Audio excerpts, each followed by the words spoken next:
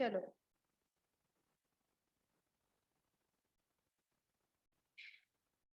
Fine, देखो क्या करना है, मैं कुछ नहीं बोल सकती। Okay, so very good morning to all of you. ठीक है, कल हम कहाँ तक पहुंच गए थे बताओ?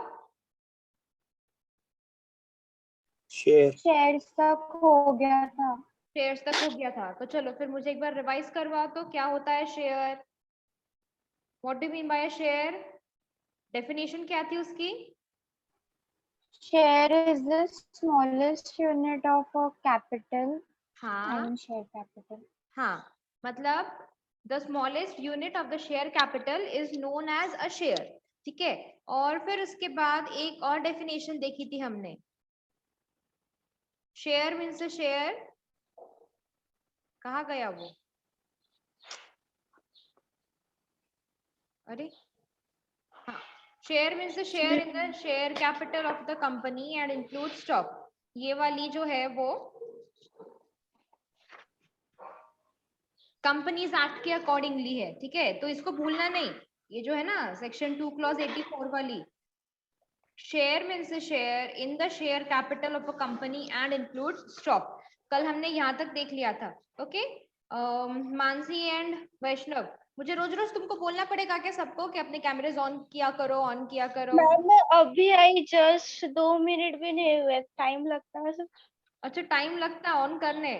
ठीक है, करो, देखो तुम्हारे हिसाब से। अभी आज हमको क्या देखने हैं? फीचर्स देखने, फीचर्स ऑफ शेयर। चलो शुरू करें वन बाय वन। अरे बोलो हाँ ना। हाँ हाँ मैम कर दो, आपकी मर्जी। चलो, स्क्रीन विजिबल है क्या? हाँ।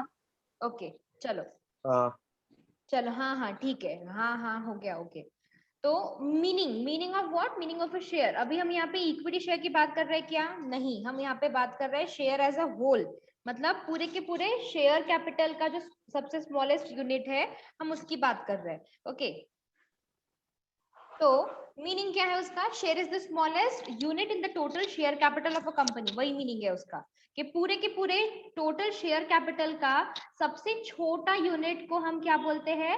शेयर बोलते हैं। Okay, then ownership, share holders are the owners of the company. ठीक है, देखो, the owner of a share is called as share holder, it shows the ownership of a share holder in the company. मैंने बहुत बार बताया, क्या बताया? कि जो शेयर होल्डर्स होते हैं, they are the members of the company या फिर they are the owners of the company. ठीक है, then distinctive number, unless dematerialized, each share has a distinct number for identification. It is mentioned in the share certificate. What do you mean by dematerialized?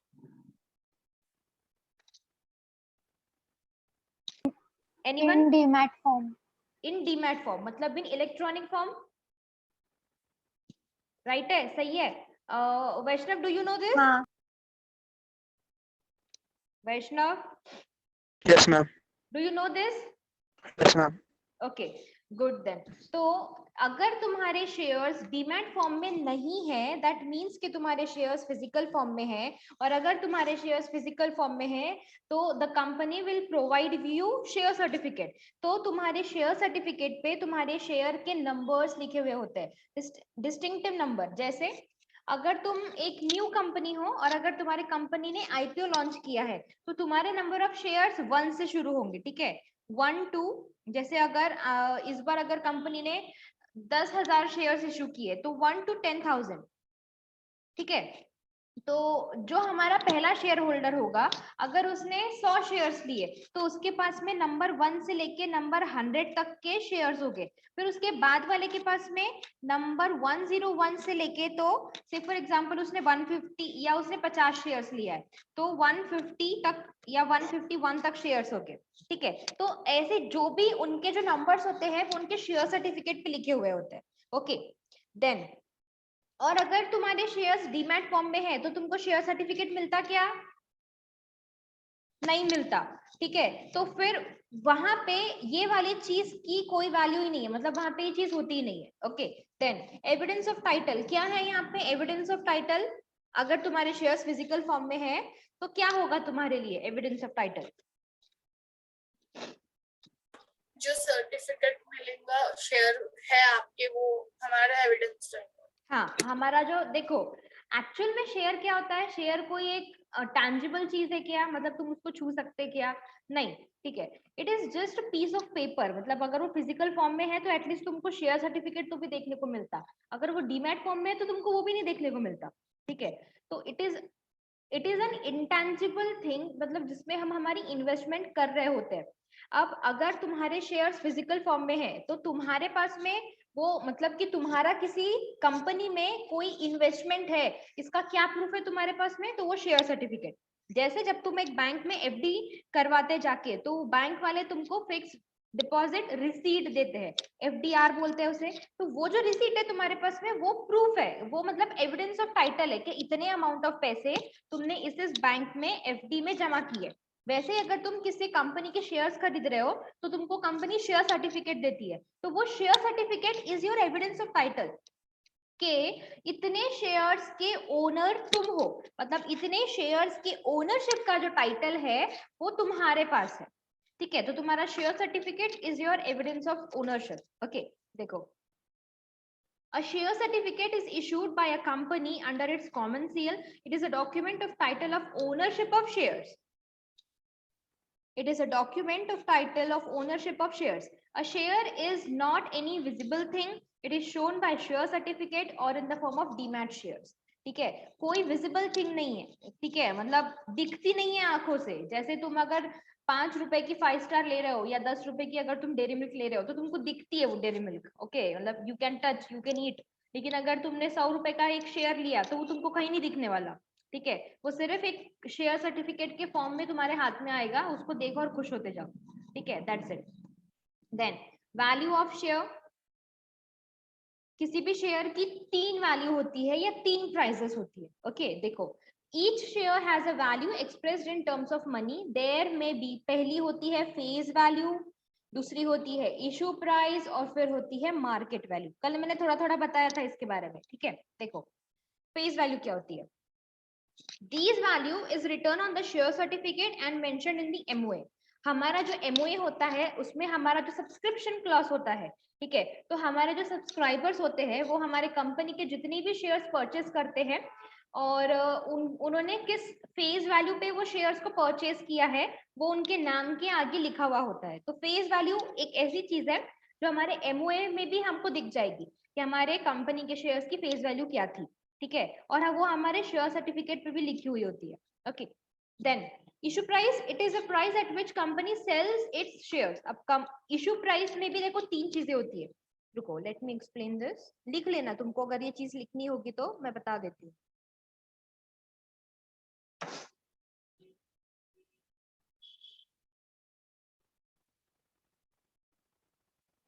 देखो,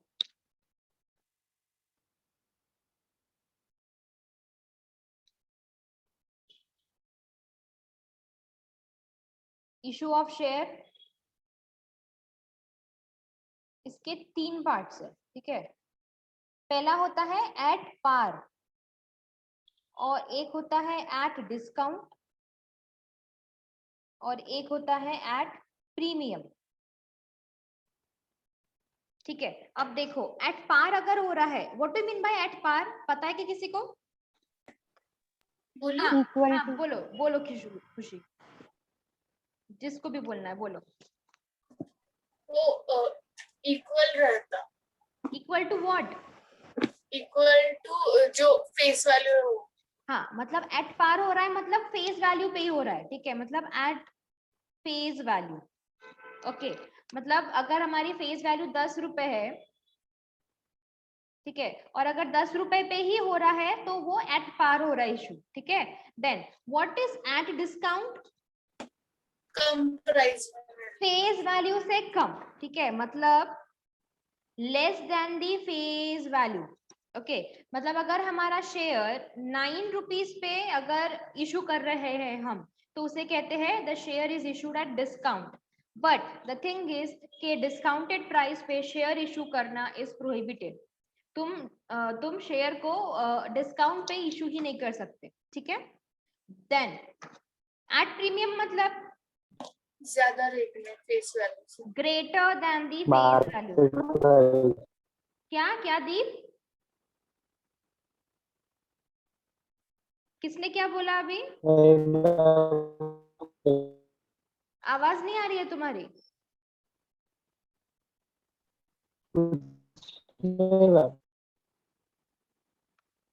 I am still not getting your voice. तुम लिख देना, यहाँ chats में पढ़ लेती हूँ मैं, ठीक है। हाँ, और premium is what? Greater than the face value. मतलब अगर तुम 10 रुपए का शेयर 12 रुपए में अगर इशू कर रहे हो तो वो है कि issue of share at premium, ठीक है। तुमको अकाउंट्स में अभी तक शेयर वाला पार्ट आया है क्या? नहीं। नहीं, अच्छा ठीक है, आएगा बहुत जल्द, ठीक है। तो उसमें तुमको यही आएगा ये सब कुछ, क्या कि issue of share at par, issue of share at discount, issue of share at premium. Issue of share at discount तुमको थेरोटिकली होता है पढ़ने के लिए, ठीक है। रेज्ड हैंड, हाँ क्या हुआ गजल? मैम इफ अगर फेस वैल्यू बढ़ी तो फिर एमओए को अपडेट करना पड़ता। फेस वैल्यू बेटा एक बार अगर शेयर इशू हो गया, ठीक है, और जो फेस वैल्यू पे इशू किए थे तुमने, तो तुम वापस से वो फेस वैल्यू इंक्रीज कैसे करोगे? फिर उसकी मार्केट वैल्यू बढ़ती है, ठीक है। हाँ, ओके, रुको, तुम्हारे भाई ने कुछ बोला? कुछ नहीं, दीप कहता है कुछ नहीं। तो फिर क्या बड़बड़ कर रहे थे तुम? तुम्हारी आवाज मेरे को वो बिल्कुल ऐसे वो होते हैं ना, ऐसे ज़ोंबी वैसी आ रही थी, ma'am, something like that. Okay, चलो, क्या कह रही थी मैं? हाँ, कि तुमको अकाउंट्स में क्या क्या आने वाला है। तुमको उसमें आएगा कि issue of share at par, issue of share at discount, issue of share at premium, ठीक है। और फिर तुमको उसके एंट्रीज करनी होती है, जर्नल्स आते हैं, ठीक है। आएगा बहुत जल्द, बहुत इंटरेस्टिंग होता है, मजे आती है करने में। फिर होती है मार्केट वैल्यू। अभी मार्केट वैल्यू क्या होती है? This value of share is determined by demand and supply forces in the share market. मतलब हमारे शेयर की कैपिटल मार्केट में कितनी डिमांड है, उसका सप्लाई कितना है, मतलब हमारे कितने शेयर्स मार्केट में फ्लोट हो रहे हैं, हमारे कंपनी कितना अच्छा परफॉर्मेंस दे रही है, हमने कितना डिविडेंड पे किया किया भी या नहीं किया, हमारे इन्वेस्टर्स हमसे कितने खुश है, हमारी गुडविल कितनी है, ये सारी चीजें मिलके हमारी मार्केट वैल्यू जो है वो डिसाइड होती है। Okay, then rights. राइट्स होते हैं क्या शेयर होल्डर्स को? बताओ तो। हाँ, यस। कौन कौन से होते हैं बताओ? उनको ये राइट्स है कि कंपनी के बुक्स देखने, अकाउंटिंग बुक्स। हाँ, ओके, राइट है, राइट है। और एजीएम मीटिंग्स अटेंड करने का। एजीएम अटेंड करने का, और डिविडेंड कलेक्ट और करना। चाहे खुद भी एजीएम रखवा सकते हाँ, उसको ईजीएम वोट करने का। वोट करने का, ठीक है। दीप, तुम्हारी आवाज ना मुझे बिल्कुल ज़ोंबी के जैसी आ रही है, ठीक है, तो तुम ना सिर्फ चैट करो मुझसे आज के दिन। उन्हें कोई प्रॉब्लम रही तो वो ट्रिब्यूनल्स में भी जा सकते हैं। हाँ, ओके, बहुत सारे राइट्स होते हैं उनके पास में, क्योंकि वो ओनर्स होते हैं कंपनी के, ठीक है। देखो, a share confers certain rights on its holder, such as right to receive dividend, right to inspect statutory books, right to attend shareholders meeting, and right to vote at such meeting. What do you mean by statutory books? Books of account. मतलब ऐसी books जो company को बनाना important होती है, जैसे books of accounts, board की report, register of member, register of debentures, फिर उसके बाद माइन्यूट्स की बुक होती है, there are number of books, ठीक है। तो ऑडिट की रिपोर्ट होती है। तो ये जितनी भी स्टैट्यूटरी है, मतलब स्टैट्यूटरी का मतलब मैंडेटरी। मैंडेटरी, कंपल्सरी, ठीक है। तो ऐसी जो भी बुक्स है तुम उनको कभी भी इंस्पेक्ट करते हो, मतलब कर सकते हो। देन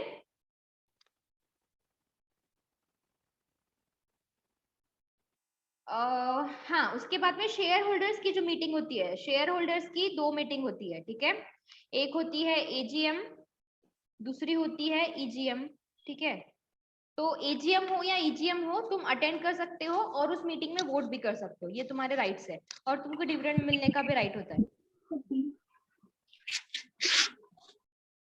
हाँ, कोई कुछ बोल रहा है? क्लास मीटिंग भी होती ना।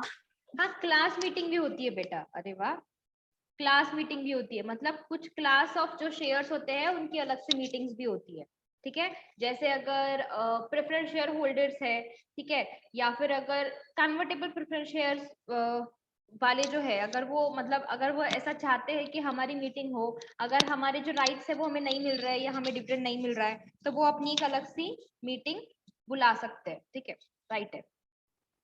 इनकम क्या होती है उनकी income?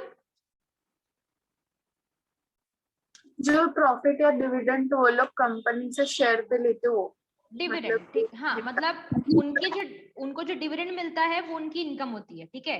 A share holder is entitled to get a share in the net profit of the company. उनको सीधे नेट प्रॉफिट में से हिस्सा मिलता, जो भी नेट प्रॉफिट, इंटरेस्ट, डेप्रिसिएशन, फिर उसके बाद में टैक्स, फिर उसके बाद में प्रेफरेंस डिविडेंड, ये सारा सब कुछ देने के बाद में जो कुछ भी बचता है वो पूरा का पूरा किसका होता है? इक्विटी शेयर होल्डर का। तो जो भी उन्हें मिलता है जो वो होती है उनकी इनकम, जिसे हम बोलते हैं डिविडेंड। ट्रांसफरेबिलिटी, क्या तुम शेयर्स को ट्रांसफर कर सकते हो?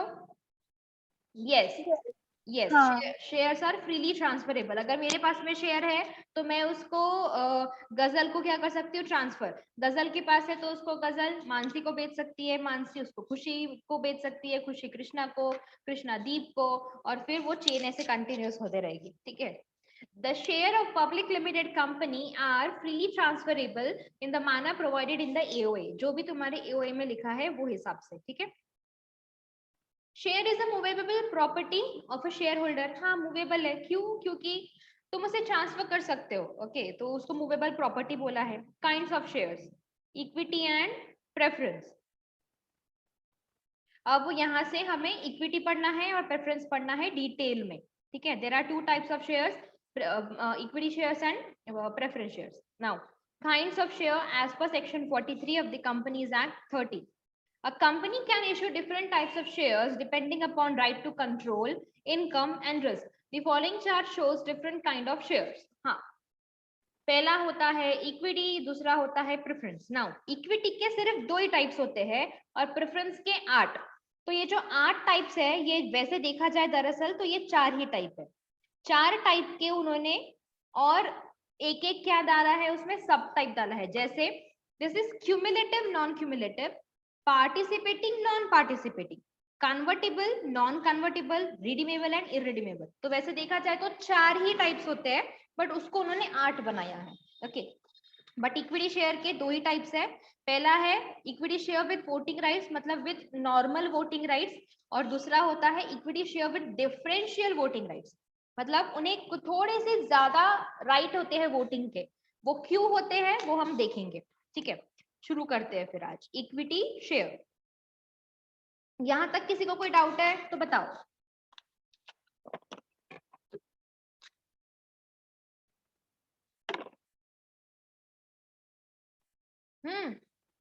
Any doubt till now? No. Okay. Then equity share. Equity shares are also known as ordinary shares. उनको ordinary shares बोला जाता है। इसको अंडरलाइन कर लो MCQs में, या ट्रू और फॉल्स में, या फिर वन वर्ड वन सेंटेंस में, मैच द पेयर में, उसमें आता है ये, ठीक है, तो ध्यान में रखना। Companies act defines equity share as, देखो इक्विटी शेयर हो या प्रेफरेंस शेयर हो, इतनी ब्यूटीफुल डेफिनेशन है, विदाउट यूजिंग एनी ब्रेन ये जो डेफिनेशन है वो लिखी गई है। तो तुम भी अपना दिमाग मत लगाना, मस्त एकदम अच्छी है, लर्न कर लेना। देखो, those shares which are not preference shares are equity shares, okay. और प्रेफरेंस शेयर्स की क्या है? Those shares which are not equity shares are preference shares, okay. देखो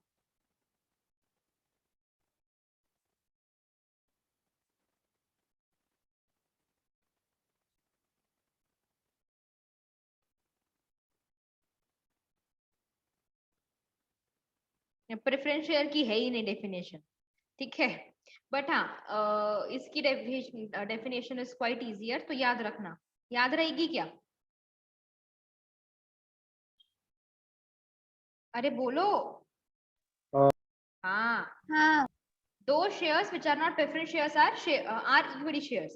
Now, the above definition reveals that the equity share do not enjoy preference for dividend, and the equity share do not have a priority for the repayment of capital at the time of winding up of the company.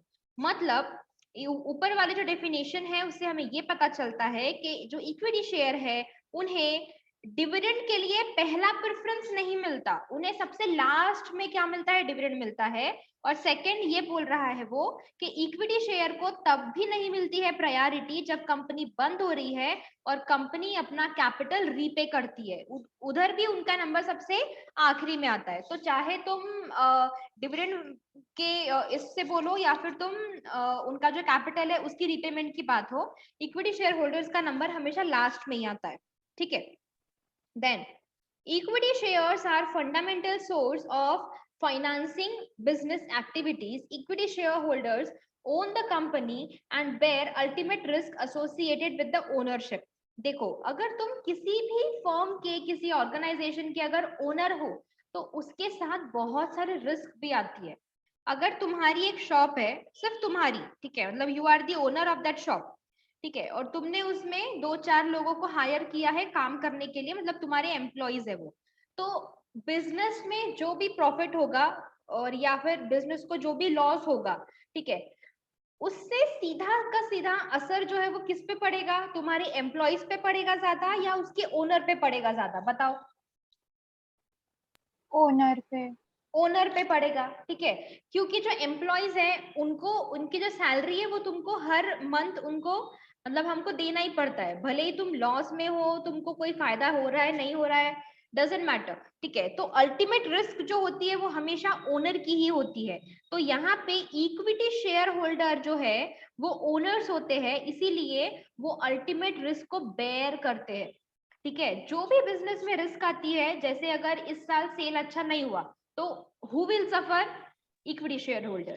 अगर ये साल company loss में है तो who will suffer, equity share holder, ठीक है। Share holder सभी मतलब हर एक केस में कौन सबसे ज्यादा मतलब सफर करता है, तो इक्विटी शेयर होल्डर्स। क्यों? क्योंकि they are the owners of the company. Okay, then after paying claims of all other investors, the remaining fund belongs to equity shareholder. Thus, equity shareholders are residual claimants of the income and assets. कितना अच्छा बोला है मैंने तुमको, वो जो नहीं बताया था EBDIT, फिर उसके बाद में उसमें से इंटरेस्ट माइनस होता है, फिर टैक्स माइनस होता है, फिर उसके बाद में प्रेफरेंस डिविडेंड माइनस होता है, उसी को उन्होंने अंग्रेजी में लिखा है, ठीक है। हमने मैथ्स में पढ़ा था, ये अंग्रेजी में लिखा है। क्या लिखा है? After paying claims of all other investors, मतलब all the interest, all the tax, all the preference dividend, the remaining funds belonging to equity belongs to the equity shareholder. तो इसीलिए इक्विटी शेयर होल्डर्स को क्या बोले उन्होंने? Residual claimers, मतलब जो भी बचा पूछा होता है, रेसिड्यू मतलब द लेफ्ट ओवर, जो भी बच गया है, ठीक है, फिर उसमें से तुम अपना प्रॉफिट या तुम अपना जो भी है इनकम या डिविडेंड को क्लेम कर सकते हो, ठीक है। इसीलिए equity shares are also known as residual claimers. इसको भी अंडरलाइन करके रखो, ठीक है। व्हाट खुशी? वो गलत होगा ना उनके साथ फिर तो?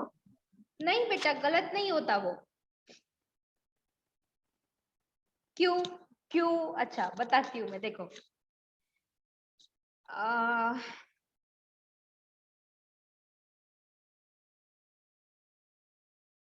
तुम्हारे पास, चलो मैं तीन चार एग्जांपल्स लेती हूँ, तो मुझे बताना कि तुम्हें इंटरेस्ट कहाँ ज्यादा, इंटरेस्ट या पैसा या इनकम या फिर जो रिटर्न्स है तुमको कहाँ ज्यादा मिलेंगे, ठीक है। पहला मैंने बनाया एक FD, ठीक है। दूसरा मैंने बनाया, चलो मैंने बॉन्ड्स में इन्वेस्ट किया। तीसरा मैंने डिबेंचर्स में इन्वेस्ट किया। फिर मैंने प्रेफरेंस शेयर्स खरीदे और मैंने कुछ इक्विटी शेयर्स खरीदे। अब बताओ मुझे FD में मुझे कितना इंटरेस्ट मिलेगा? 1 to 5%। 5%, मतलब फिक्स होता है मेरा वो, ठीक है। मतलब मुझे हर साल 5% ही मिलेगा, मुझे पता है मुझे इतना मिलने वाला है, ठीक है। ना उससे कम, ना उससे ज्यादा, मतलब यहाँ पे रिस्क है क्या? नो। No. 5% नहीं है ही नहीं, यहाँ पे रिस्क है ही नहीं, तो इसलिए यहाँ पे मुझे जो रिटर्न्स मिल रहा है वो कैसे है, कम। समझे, इतना समझे। देन बॉन्ड्स पे भी मुझे कितना इंटरेस्ट मिलता होगा, 60% का लेते हैं। 8% हार्ड टू हार्ड। ठीक है, अगेन यहाँ पे रिस्क है क्या, मुझे मॉडरेट रिस्क है, या फिर मैं बोलूंगी नहीं है। ठीक है, मतलब this is safe kind of investment, तो यहाँ पे भी मुझे जो रिटर्न्स है वो कम मिलेंगे। देन डिबेंचर्स में मुझे कितना मिलेगा, जितने अमाउंट ऑफ मेरा डिबेंचर है फिक्स होगा, जैसे 14% है तो मुझे 14% मिलेगा। यहाँ पे भी रिस्क है क्या,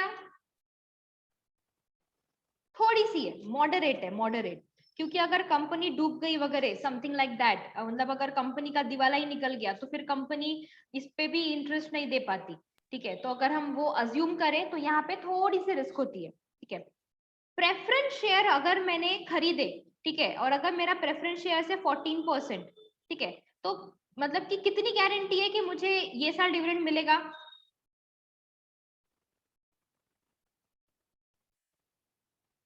कम है थोड़ी कम है, थोड़ी सी कम है, मतलब मेरी रिस्क यहाँ पे कंपैरेटिवली, मतलब अगर ये तीनों से अगर मैं थोड़ा सा उनको कंपेयर करूंगी तो यहाँ पे थोड़ी सी रिस्क ज्यादा है। क्यों, क्योंकि मैंने जो खरीदे वो क्या है, शेयर है। ठीक है, तो अगर कंपनी लॉस में है तो कंपनी ये साल अगर मुझे डिविडेंड नहीं भी दे रही है तो मैं उनको कुछ भी नहीं बोल सकती। मानते हो ये बात को? ठीक है, मतलब यहाँ पे अगर रिस्क थोड़ी सी ज्यादा है, दैट मीन्स यहाँ पे मुझे, चलो ये जो है ना इसको मैं 10% ही लेती डिबेंचर्स को, तो तुम बोलेंगे मैडम सेम ही तो है। ठीक है, यहाँ पे 14% ले रही हूँ मैं, तो यहाँ पे रिस्क मुझे थोड़ी सी ज्यादा है, दैट मीन्स मुझे यहाँ पे रिटर्न्स भी थोड़े से ज्यादा मिल रहे हैं। ओके, अब अगर मैंने इक्विटी शेयर खरीदे हैं किसी कंपनी के, तो कितनी गारंटी है कि मुझे ये साल मतलब कि मेरा जो डिविडेंड है वो मिलेगा? सबसे कम, या फिर कोई गारंटी नहीं है कि मुझे डिविडेंड मिलेगा भी। लेकिन अगर मुझे डिविडेंड मिलता है तो मुझे कितने % से मिलेगा?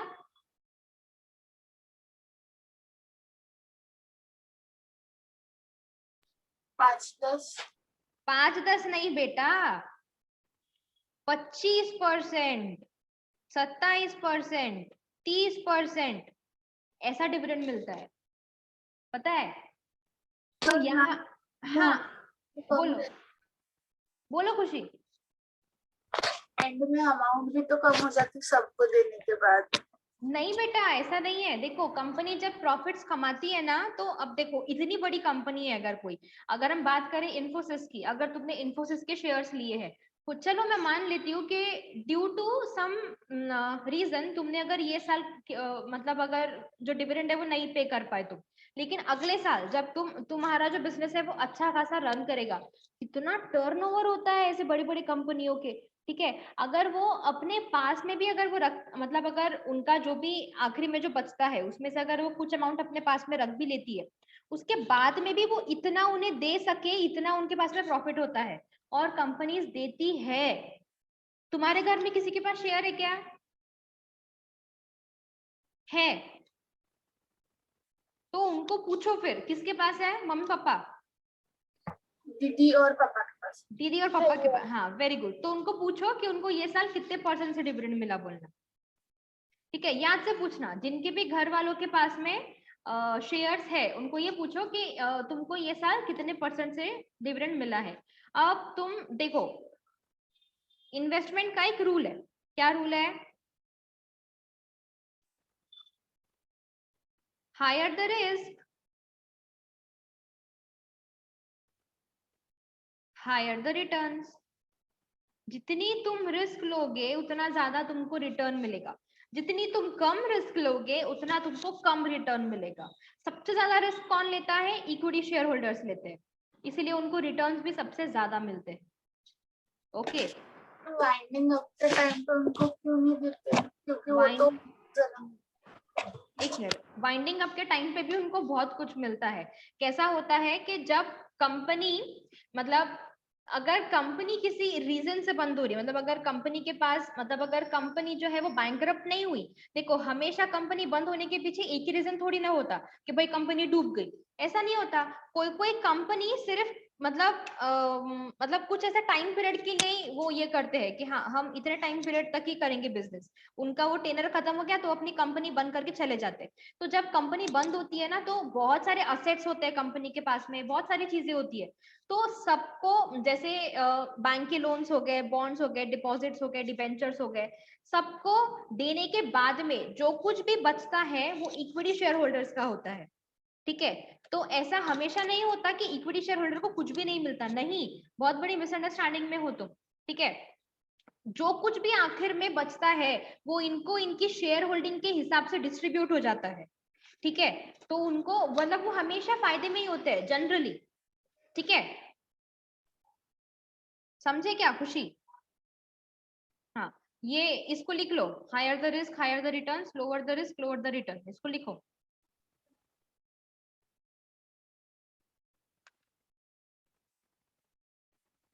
माई मॉम हैज इक्विटी शेयर्स। ठीक है, तो उनको उनकी कंपनी 27% से डिविडेंड पे कर रही है, मतलब लास्ट ईयर 27% डिविडेंड, तो ऐसा मिलता है डिविडेंड। ठीक है, तो तुम कौन से कंपनी के शेयर्स है?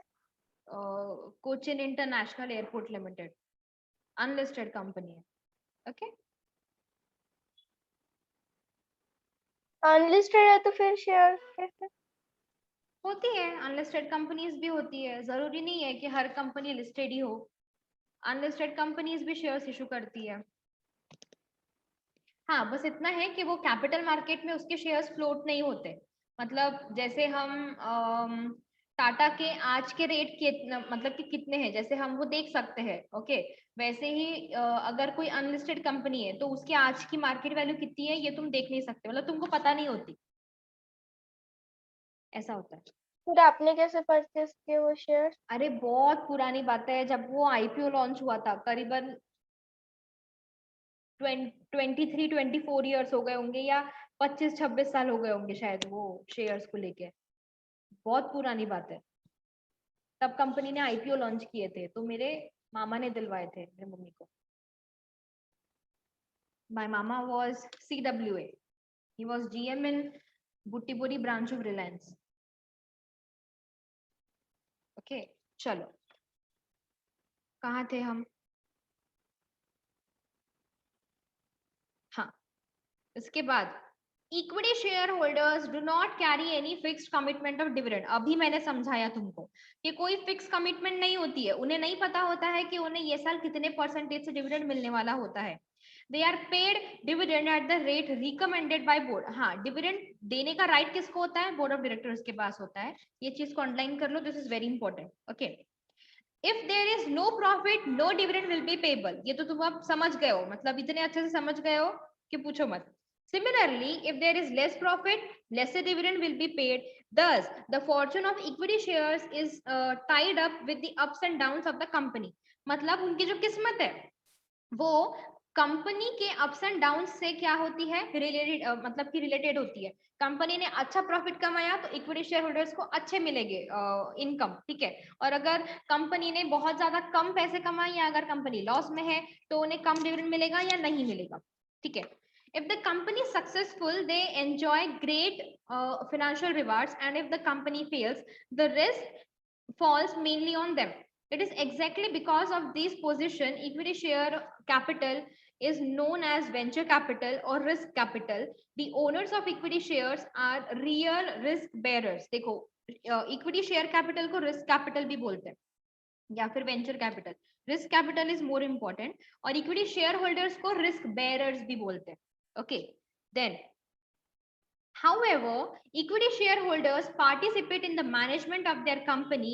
They are invited to attend general meetings. They are allowed to vote on all the matters discussed at the general meeting. They elect their representatives to manage the company. Equity shareholders are thus real owners of the company. ठीक है, equity share holders किसी भी company का ना बेटा management में interfere कर सकते हैं, और ये किसी भी इन्वेस्टर के लिए बहुत बड़ी बात होती है, बहुत बड़ी बात होती है। ठीक है, कि तुम किसी कंपनी का डायरेक्टर चूज कर सकते हो, वोट कर सकते हो, तुम किसी कंपनी का मतलब कि ऑडिटर कौन होगा ये तुम चूज कर सकते हो, ठीक है। तुमको अगर कंपनी डिविडेंड नहीं दे रही है तो तुम कंपनी से पूछ सकते हो कि हमको क्यों नहीं मिला डिविडेंड, कंपनी क्यों नहीं प्रॉफिट मतलब कि कमा रही है, क्या चल रहा है कंपनी के अंदर, ठीक है। तो कंपनी के मैनेजमेंट में तुम इंटरफेयर कर सकते हो, पार्टिसिपेट कर सकते हो, तुम उनकी जनरल मीटिंग्स अटेंड कर सकते हो, वोट कर सकते हो, तुम अपना रिप्रेजेंटेटिव इलेक्ट कर सकते हो, मतलब कि तुम कंपनी के रियल ओनर्स हो। Okay, I hope you understand till now. अब तक हमने जितना भी इक्विटी शेयर के बारे में पढ़ा तुम्हें समझ में आया है? एवरीबडी से यस और no? Yes, ma'am. Yes Yes. Ma'am. कौन है ये? Yes ma'am. ऐसे ज़ॉम्बी के जैसे आवाज क्यों आ रही है मुझे तुम लोगों की? वेयर इज मेघावी? अरे गई लगता वो। ठीक है, तो इसके आगे का नहीं लूंगी मैं, ठीक है, नहीं तो बहुत ज्यादा हो जाएगा ऑब्वियसली। तो मैं तुमको ओवरडोज नहीं दूंगी, छोटे बच्चे हो ना तुम अभी, ज्यादा अगर एक साथ खा लोगे तो डाइजेस्ट नहीं होगा वो। ओके, तो चलो ठीक है, let me stop the recording first.